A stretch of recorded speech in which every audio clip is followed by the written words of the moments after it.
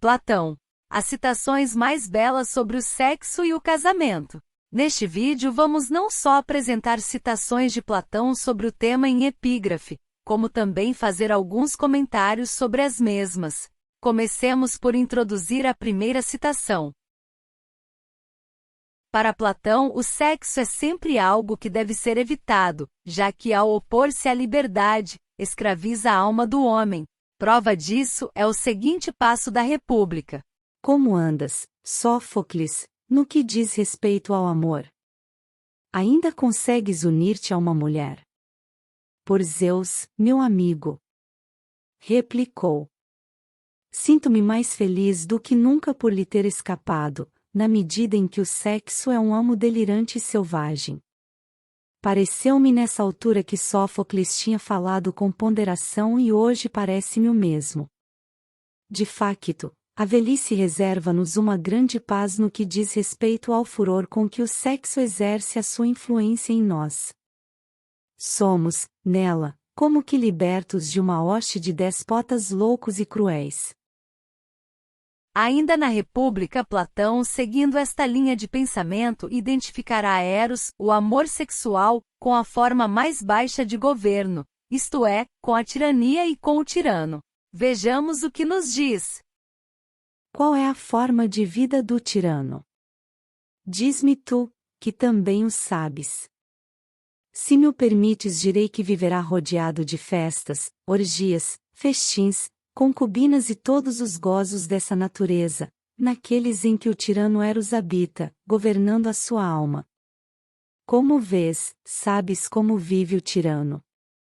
Como é bem visível, Platão despreza as relações sexuais, o que o coloca nos antípodas das sociedades democráticas contemporâneas, onde o sexo é visto como uma dimensão importante no relacionamento afetivo. Mas, por que é que o sexo é tão mal visto em Platão? Vejamos o seguinte passo colhido da sua obra O Fedro. É importante ter em consideração que existem dois princípios que guiam todas as nossas ações. Um é inato, e reside na propensão para os prazeres, e outro é adquirido, e consiste na reflexão que aspira ao melhor. Muitas vezes estes dois princípios vivem em harmonia dentro de nós, e outras tantas em conflito, dominando ora um, ora o outro.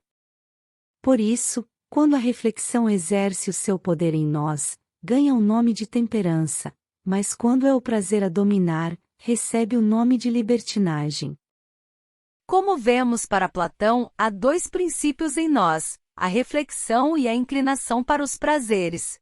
Sendo antitéticos estes princípios, têm consequências opostas. Quem se guia pela razão transforma-se numa pessoa temperante, e quem se guia pela inclinação para os prazeres torna-se numa pessoa libertina. Não nos estranha, pois, que nas leis Platão afirme categoricamente: nada é mais útil que a separação entre a alma e o corpo. Isto é, porque alma e corpo não têm pontos de afinidade entre si, o melhor que se pode fazer é separar a alma do corpo. Mas se alma e corpo são duas realidades presentes no ser humano, como pensar essa separação? Eis aqui o que Platão escreve nas leis. De todos os tesouros, a alma é o mais divino e o mais intimamente pessoal. Os bens humanos estão divididos em duas categorias: os superiores, ou da alma, devem ser preferidos, pois dominam como senhores os bens inferiores, ou do corpo, que são menos excelentes. Por isso, devemos honrar em segundo lugar a alma, logo depois dos deuses, já que é ela que deve comandar os bens corporais. Platão não pode ser mais claro. A alma deve comandar o corpo como senhora e soberana deste. Pois, só assim o homem pode ser feliz, como demonstra o seguinte passo retirado também das leis. Clínias, a que vitória te referes? Ateniense, refiro-me à vitória sobre os prazeres. Se a alcançarmos, seremos felizes, mas, se o não fizermos, viveremos na maior infelicidade.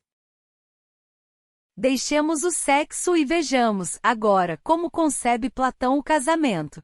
Em primeiro lugar, é preciso afirmar que na República Platônica não há casamentos, mas sim uniões, já que se postula nesta obra a comunidade de mulheres e filhos. Vejamos o que Platão nos diz.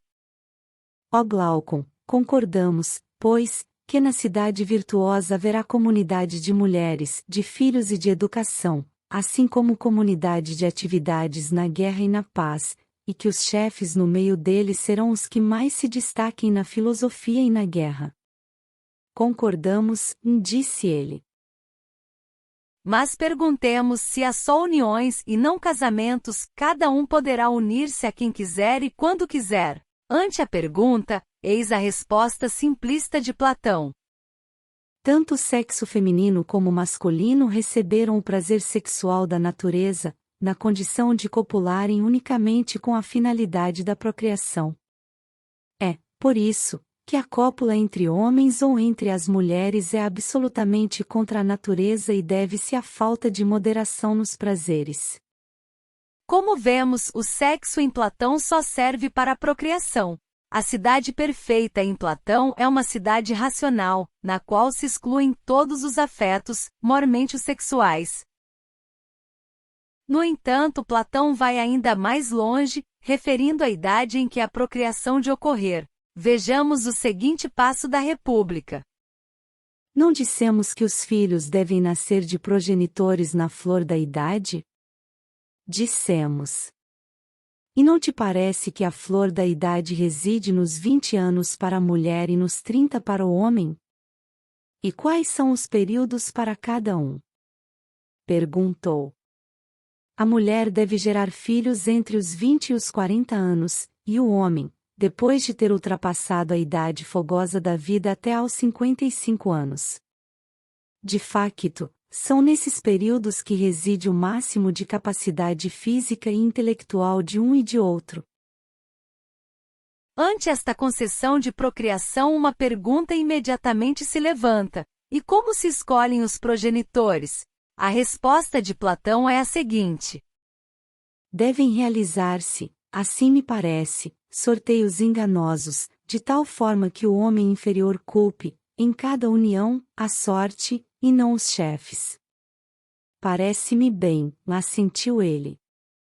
Aqueles que forem valentes na guerra ou noutro lugar deve dar-se-lhes maior liberdade de unirem-se às mulheres, de modo que nasçam mais filhos da sua qualidade. Concordo plenamente. Dissemos que o sexo em Platão visa unicamente a procriação. E dissemos bem se atendemos à sua última obra de caráter político, as leis. No entanto, na República pode ser lida uma passagem em que é admitido o sexo sem estar vinculado com a procriação. Vejamo-la agora.